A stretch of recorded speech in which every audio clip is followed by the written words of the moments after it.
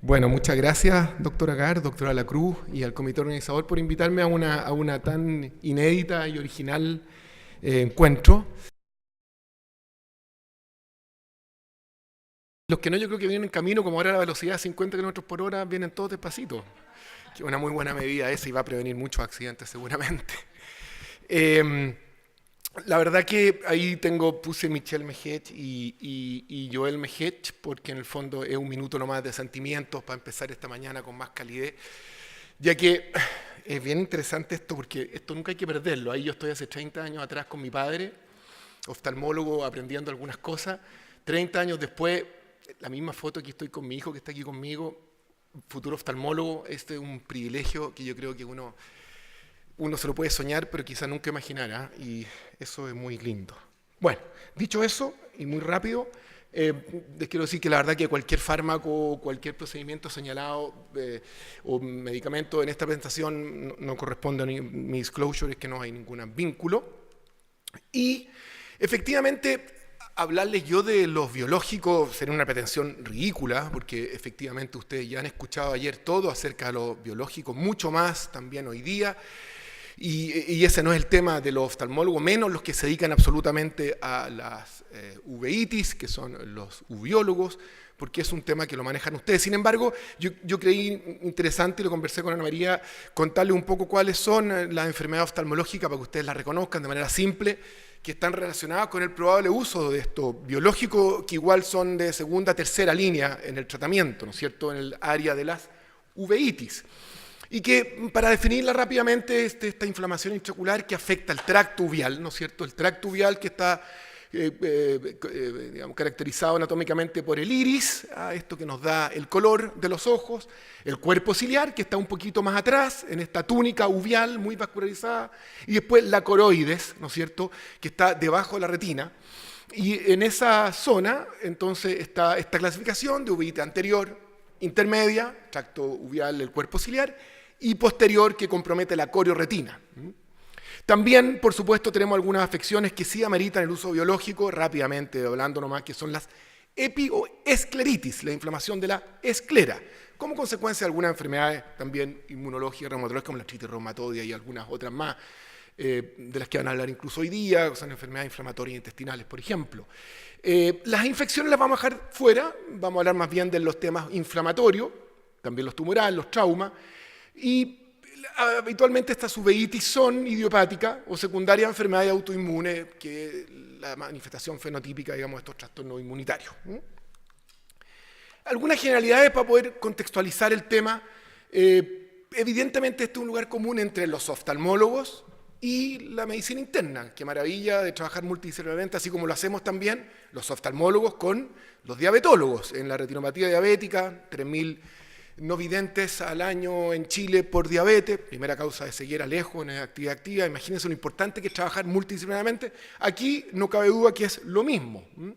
10% de las causas de ceguera legal constituyen esta uveitis en el mundo, y es la segunda o tercera causa de ceguera tratable en la población de edad productiva. O sea, tiene un impacto enorme en nuestra área, a lo mejor ustedes no lo imaginaban. Su incidencia es de 12 a 40 por 100.000 habitantes por año, mayor entre los 20 y 50 años, 5 a 10% en menores de 16 años. O sea, esto también afecta mucho a niños, con una prevalencia entre 36 y 90 por 100.000 habitantes. Y estas dispersiones en la incidencia y en la prevalencia la da por el momento en que se toma la muestra, la edad, la población. Son más frecuentes los caucásicos. Aquí empatamos con las mujeres, hay igualdad de género, que bueno, aquí por lo menos no hay discriminación ninguna. Y son recurrentes en un 50% de los casos. Aquí hay dos imágenes, digamos, este lindo cuadro que muestra, ¿no es cierto?, el impacto de la ceguera. El costo económico es enorme, ¿no es cierto?, más de 200 millones de dólares en Estados Unidos por año, más de 150 millones de euros en Francia por año. O sea, gran impacto de esta enfermedad. Una forma de clasificarla es si son agudas estas uveitis, o sea, hasta un mes, un poquito más, subagudas, que pueden durar hasta medio año, y cuando son crónicas, de duración indefinida. También otra modalidad es que sean recurrentes, lo que es bastante frecuente, más de un episodio. muy rápido, nosotros nos vamos a dedicar más bien al origen inflamatorio, vamos a dejar el infeccioso y hay dos grandes grupos, los sistémicos, ¿no es cierto?, que nos convoca acá más bien, y de origen puramente ocular. Y también hay otra entidad que hay que tener cuidado, que son las pseudoveitis, que están relacionadas más bien con el área de los linfomas, ¿no es cierto?, y los tumores. Según localización, y para ir, digamos, mostrando un poquito de imágenes que valen más que muchas palabras, las anteriores, las uveitis anteriores, estas que afectan el iris, fundamentalmente el segmento anterior, son las más frecuentes por lejos y generan algunos problemas que yo se los voy a ir mencionando más adelante, estas alteraciones en la pupila, que usted la ve un poco deformada, eso se puede ver con una linterna, ¿no es cierto?, que no es perfectamente redonda por la sinequia, por la adherencia que produce esta inflamación, algunos precipitados detrás de la córnea. Después están estas que son intermedias, que son de más difícil diagnóstico porque afectan el cuerpo ciliar, el tracto intermedio de la uvea, que son las pars planitis, afectan la pars plana, ¿no es cierto? Y que uno puede ver algunos signos ya más oftalmológicamente claros que son en el fondo de ojo. Después están las uveitis posteriores, ¿no es cierto?, que tienen un gran impacto en la corioretina y que producen vasculitis, coroiditis, y ahí hay una serie de síntomas que vamos a ver después, y que impactan la visión porque producen esto, que es tan abstracto, a lo mejor un cuadro, digamos, surrealista. No, esto es un edema de la mácula, aquí caracterizado o ilustrado por imágenes de un OCT, un tomógrafo de óptica computarizada, que es un elemento muy importante, un examen que no tiene contraste. Hablábamos recién con la doctora a propósito de las angiografías que nosotros siempre hacíamos en el contexto de algunas enfermedades, ¿no es cierto?, oculares por inflamación, de enfermedades como la artritis reumatoide o algunas vasculitis en el Behçet, y la verdad que estas angiografías con fluoresceína de a poquito vamos haciendo cada vez menos, primero porque ya hay angiografía sin contraste, angiografía digital sin contraste, lo que es muy importante, y por estos exámenes que son absolutamente no invasivos, ya que hay complicaciones importantes con los medios de contraste y sobre todo cuando uno hace con un ayudante tan importante como son nuestros tecnólogos médicos, de repente en ausencia absoluta de un médico y tenemos un choque anafiláctico y a veces muerte, 1 por cada 300.000 exámenes, o sea, no es tampoco tan banal. Así que son exámenes muy importantes y que ilustran la baja de visión, el edema de la mácula en estas uveitis posteriores. Y las difusas que comprometen toda la uvea, que son el 7%.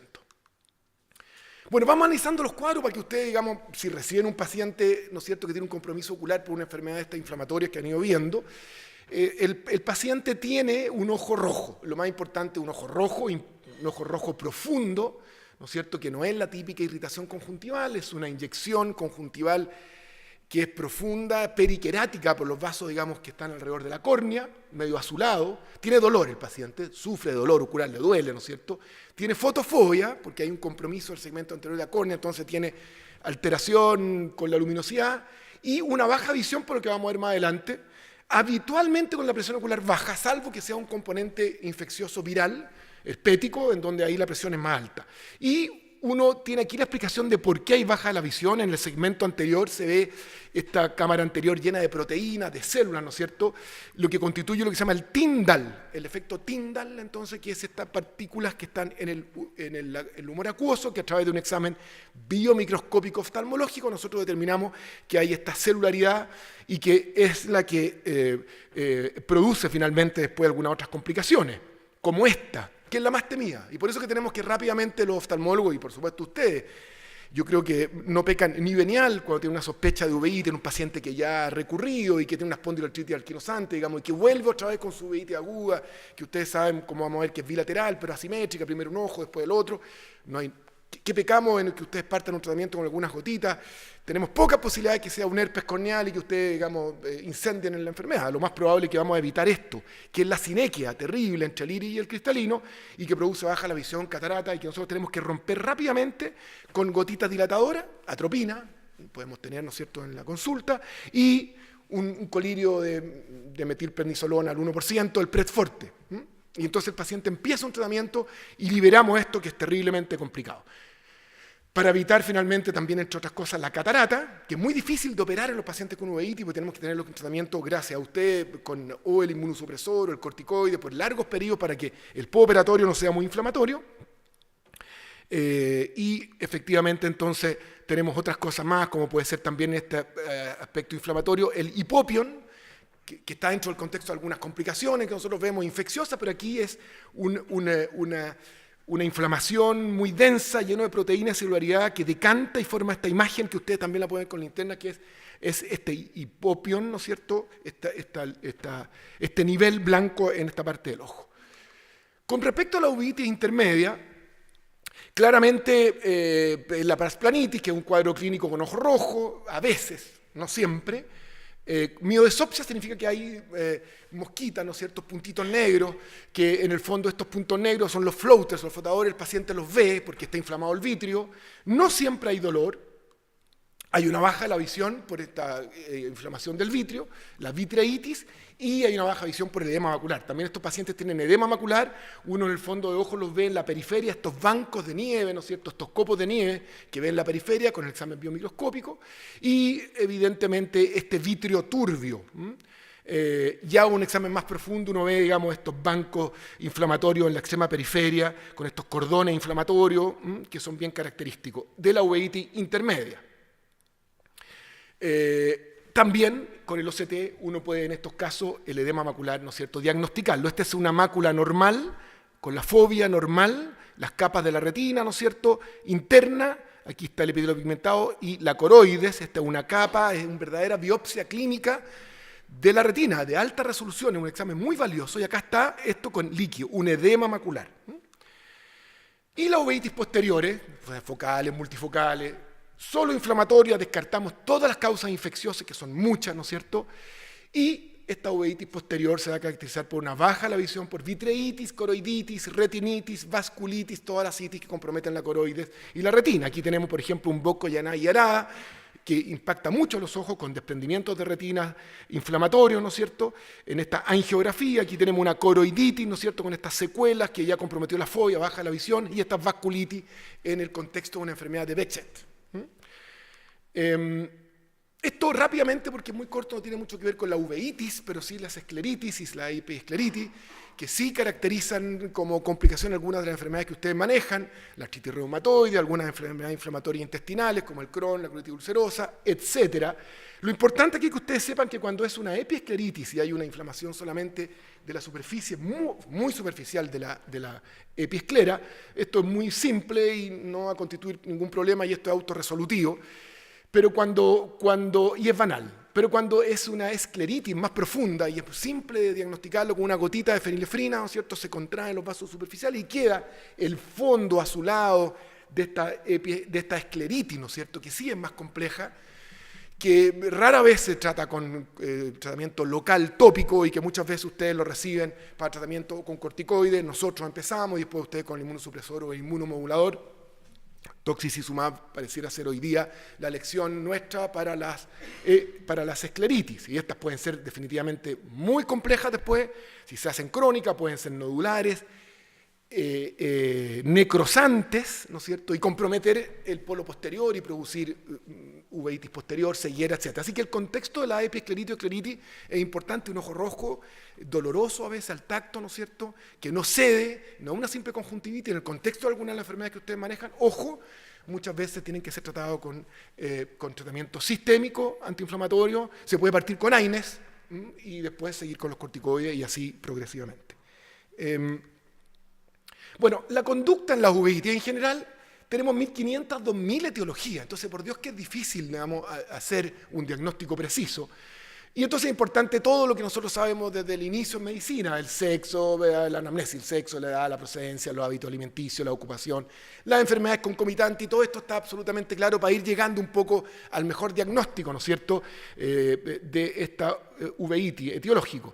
Las causas más frecuentes están asociadas a enfermedades sistémicas no infecciosas, y la larga lista está aquí, ¿no es cierto?, ustedes la conocen mejor que yo, muy frecuente la uveitis anterior idiopática, la más frecuente, más del 50%, pero también están las espondiloartropatías, digamos, con la HLA-B27, gran causante de uveitis, la artritis idiopática juvenil, compleja, porque muchas veces estos niños no se quejan, ¿no es cierto?, ni de dolor, ni de ojo rojo, y esto es una enfermedad que produce ceguera muchas veces, el Reiter está muy asociado al HLA-B27, y así la enfermedad Burkitt-Yaray, muy corticodependiente, la sarcoidosis, que se pueden a veces manifestar en el ojo con unos nódulos, ¿no es cierto?, que yo se lo voy a mostrar más adelante, etcétera, etcétera. Y es re importante porque a veces tenemos uveitis, como esta heterocromía de Fuchs, estos pacientes que tienen iris de distintos colores. Esta enfermedad no tiene tratamiento, no se trata, ¿ah? O sea, hay uveitis que no son tratables. La conducta diagnóstica, según algunos grupos, la tasa diagnóstica es del 73% sobre 1000 pacientes. Siendo la uveitis asociada al HLA-B27 infecciosa las más frecuentes por lejos, donde están la sarcoidosis y la espondiloartritis. Para la uveitis más severa, la etiología más frecuente es el VESET, infecciosa según algunos autores, entre ellos Bodaghi, un francés muy amigo mío y un tipo muy macanudo en este tema. El examen clínico es vital y el interrogatorio es vital. Hay que distinguir bien la topografía o anatomía de las lesiones. Por ejemplo, si es una uveitis anterior, pero tiene baja visión porque hay una edema macular, sigue siendo una uveitis anterior, no es una uveitis posterior. Y eso es re importante tenerlo re claro. Y por eso que el fondo de ojo, su compromiso es muy importante. La bilateralidad, hay uveitis que son bilaterales, asimétricas en su manifestación, y eso nos da un indicio de la etiología. El tipo de precipitados, por ejemplo, algo tan semiológico, si son precipitados en grasa de carnero, por ejemplo, grueso, uno sabe que una uveitis crónica está asociado, por ejemplo, a la sarcoidosis, igual que estos nódulos que están en el borde del iris de Kepe y de Busaka, que son muy orientadores a la sarcoidosis, etcétera. El laboratorio, la verdad que en el inicio es mínimo el estudio etiológico, pero un hemograma, una velocidad de cimentación, la serología, la enzima de conversión para ver, digamos, al respecto de algunas enfermedades como las que estamos mencionando, las imágenes de tórax para ver si hay algún foco infeccioso, los anticuerpos antinucleares, bueno, tipificar bien el HLA, uno puede orientar rápidamente el diagnóstico. Ahora, con respecto al tratamiento, para ir avanzando, y no pasarme nada de la hora, el uso de los corticoides. Bueno, estos pueden ser tópicos, perioculares o intraoculares, y esto nos concierne absolutamente a nosotros, y por eso se los digo, porque esto ha sido muy exitoso en forma hoy día de inyecciones intravítreas, como el implante biodegradable de dexametasona, que es el Osurdex, cuando hay una edema macular unilateral, que es la principal causa de baja visión en esta uveitis crónica, ¿no es cierto? Esta mácula edematosa con un edema caracterizado y diagnosticado por el OCT. Se coloca en forma ambulatoria, ¿no es cierto?, con anestesia tópica, no dura más que unos minutos el procedimiento, es bastante inocuo, y este pellet o este implante biodegradable se ve en el fondo de ojo como un bastoncito que dura 4 o 5 meses, dependiendo de cada caso, y se puede volver a colocar dependiendo del resultado y del resultado funcional que haya tenido. Así es como se ve en este Optos, que es un retinógrafo muy novedoso, de campo amplio. Ustedes ven toda la retina muy rápidamente con una sola imagen. Es un aparato extraordinario. Muy bien. Con respecto a los corticoides sistémicos, esto ustedes saben más que nosotros, y las propiedades para qué las voy a repetir. Hay efectos secundarios a considerar analizando siempre esta relación costo-beneficio, por eso que en el fondo han aparecido todas estas nuevas drogas, para justamente atenuar el impacto de los efectos adversos de los corticoides. Bueno, nosotros siempre partimos con metilprednisolona, en los casos muy severos, con dosis endovenosas altas por día, por 3 días, por ejemplo. Este puede ser un esquema, y después podemos ir con prednisona, 1 miligramo por kilo día, y luego disminución lenta, como todos ustedes saben mejor que uno. Todos los efectos adversos son dosis dependientes, muchas veces tiempo dependiente, y a partir de 5 a 10 miligramos por día uno empieza a pensar que sí podemos tener efectos importantes, todos los que ustedes conocen.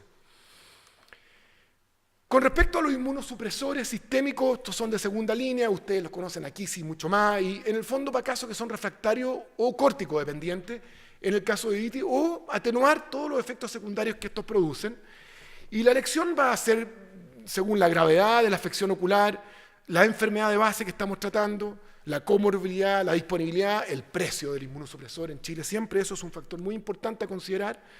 Y tenemos nosotros que recurrir habitualmente al Imuran, ¿no es cierto?, utilizado en el VEHE, en la uveitis intermedia con bastante éxito, la ciclofosfamida, ¿por qué no?, el endoxan, algunas uveitis posteriores con baja de hueso visual, problema macular, el metotrexato, en alguna uveitis en sarcoidosis, nosotros la usamos, y los efectos adversos evidentemente hay que tenerlo en consideración, ustedes también los conocen, ¿no es cierto?, los riesgos que hay en el uso de estos fármacos. Y con respecto a los inmunomoduladores biológicos, fármacos que la verdad nosotros tenemos una experiencia limitada, nosotros, oftalmólogos, ustedes mucho más, y en conjunto con ustedes, por supuesto, hemos preferido los anti-TNF, que es la terapia biológica más utilizada hoy, por lo menos en uveitis, y que sabemos que pese a todos estos tratamientos inmunosupresores, 10% de la uveitis son responsables de ceguera finalmente, como habíamos comentado, y 30% muy refractario o córtico dependiente. Esto nos obliga, digamos, a echar mano a alguna otra herramienta, y estos biomedicamentos, la verdad, han revolucionado y perfeccionado el tratamiento de esta enfermedad inflamatoria, que son invalidantes. En general, en Francia, país del cual yo me inspiro, en Europa, y gracias a los estudios Visual 1 y Visual 2, el Humira, adalimumab, ¿no es cierto?, cuenta con la autorización de mise en marché, autorización de mise en marché, AMM, como en Europa, para las uveitis no infecciosas intermedia y posterior opanoviritis. ¿Cuál es la importancia de la AMM? La importancia de la AMM es que estos son fármacos reembolsados por la Seguridad Social. O sea, uno tiene el derecho a utilizarlo en forma gratuita para los pacientes. Estos estudios, Visual 1 y Visual 2, fueron publicados en 2017 en el New England Journal of Medicine y Lancet. Y son estudios multicéntricos, internacionales, randomizados, controlados contra placebo, digamos, y evaluaron el perfil de seguridad del Humira, para ser bien resumido, en pacientes con fuertes dosis de corticoides en contexto de uveitis activa inflamatoria, intermedia, posterior o panoveitis, el Visual 1, y en pacientes con uveitis un poco inactiva del Visual 2. Dos brazos, 217 pacientes con adalimumab de 80 miligramos y luego decreciente 40 miligramos la otra semana, y después cada 2 semanas decreciente, versus el placebo con disminución decreciente estándar de corticoterapia, terminando a los 15 días. 45% de panuveitis, 33% de uveitis posterior, 22% de uveitis intermedia, y el grupo de adalimumab tuvo 50% menos de recaídas y disminución significativa del Tyndall, de la vitreitis, con mejoría de la visión. Indiscutible en el Visual 1. Y en los casos de uveitis inactiva, el Visual 2, córtico dependiente, el grupo de adalimumab tuvo 43% menos de recaídas comparado con el placebo. Así que esto permitió, este trabajo multicéntrico, lograr la AMM en Francia, al menos en Europa en general. Otro estudio francés retrospectivo conducido entre 2001 y 2013 por el equipo de Bodaghi evaluó el Humira, subcutáneo versus el infliximab endovenoso en la uveitis no infecciosa refractaria, y luego evaluó su eficacia y perfil de seguridad de ambos anti-TNF-alfa, los más conocidos, y 160 pacientes con tasa de respuesta elevada, muy importante, 95% a 2 años con ahorro de corticoterapia, 50% en 6 meses.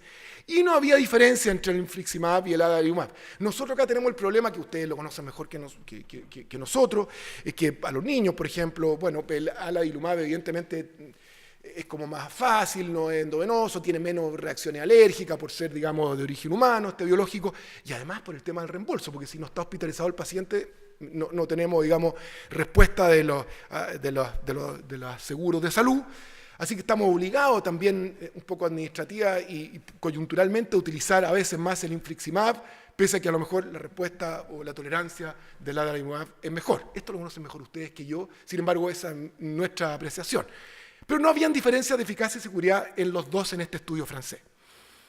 Ambos de efectos adversos parecidos, que hay que prevenir siempre, ¿no es cierto?, buscando antes del inicio de estas terapias biológicas todo lo que ustedes saben, las infecciones, los focos de tuberculosis, evolutiva, neoplasia, linfoma, enfermedades inmunizantes, como la doctora seguramente invitada después nos va a contar. Yo siempre hablo de Francia, pero ¿por qué no, si viví 6 años de vivir allá en un país extraordinario, maravilloso, que tiene todo lo que uno puede imaginar, ¿no es cierto?, el trabajo serio, la belleza, y ellos son capaces de disfrutar la vida intensamente gracias a todo lo que tienen, así que un país realmente admirable, del cual yo soy hincha. Conclusiones, para terminar en la hora y no atrasarlos. Uno puede decir que la verdad que la gravedad y potencial de la uveitis, que es lo que yo creo que hay que consolidar en esta charla dirigida a tan diverso espectro de médicos, ¿no es cierto? Esta gravedad potencial de la uveitis y su frecuente córticodependencia, que nos molesta mucho, córtico-resistencia, hacen indispensable el desarrollo de esta nueva estrategia. Inmunosupresor y ahora estos inmunomoduladores biológicos, que ocupan definitivamente un rol fundamental hoy día para nosotros. Los anti-TNF han demostrado su eficacia, hay otros, ¿no es cierto? Y tanto es así que hoy uno de ellos tiene su autorización en Europa clara. Estos fármacos biológicos permiten cambiar el pronóstico visual de la uveitis y disminuir los efectos adversos, como lo hemos dicho, de estos tratamientos convencionales. Hay otros, ¿no es cierto? Y muchos más que los que seguramente estoy mencionando acá. Ustedes nos irán dando la pauta, ya que el golimumab, nuevos fármacos, pero como el tocilizumab, ¿no es cierto?, que se utiliza mucho en las escleritis, nosotros lo utilizamos con gusto, y que algunos son antileuquina, no anti-TNF, etcétera. Eso seguramente lo vieron muy bien ayer. El futuro se ve auspicioso en el mejor manejo de esta enfermedad oftalmológica inflamatoria, llamadas las uveitis, las escleritis también, y que necesitamos seguir manejando, yo espero, siempre juntos, multidisciplinariamente. Eso es, muchas gracias por su audiencia.